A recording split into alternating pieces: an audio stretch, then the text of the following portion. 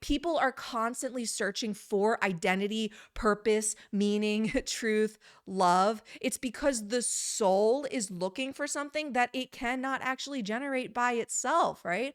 But New Age doesn't hold this sort of biblical framework or objective understanding. So it's just like, nah, the problem's your ego. Your ego needs to die. But according to the Bible, your spirit is actually already dead. So the solution is not dissolution, it's actually resurrection, which is why the whole notion of an ego death cannot actually fix the human condition. Because if the problem is ego, then the solution would, of course, be to dissolve the self.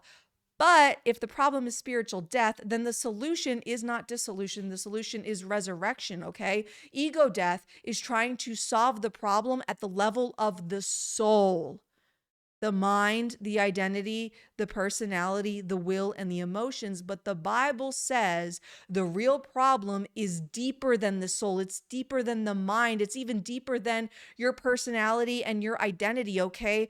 The problem is that the part of you that was designed to receive life from God, your spirit, is quite literally cut off from him, void of Christ.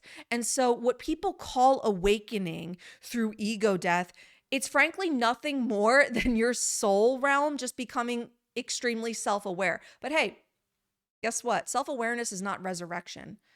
And that's why people can spend years trying to fix themselves or heal themselves or find themselves, understand themselves, detach from themselves, improve themselves, all the things on the hamster wheel for themselves, and still feel like something is just intrinsically missing because the problem was never the self. It was never the soul. It was never the ego. The problem was the spirit.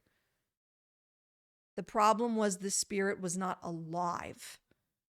And you cannot fix a spiritual death with psychological tools or even through spiritual principles. Okay. You cannot think your way out of a spiritual death or meditate your way out of it or discipline yourself out of it, because the problem is you don't need more modalities or esoteric ladders to climb. The problem is you need life and you're cut off from it in the spirit. And that's exactly why Jesus said you must be born again. See, this is a matter of death and resurrection, which, by the way, is completely different from the idea of an ego death, because an ego death claims you kill the self to become enlightened. But Jesus says the self is already dead. What you need is new life through me.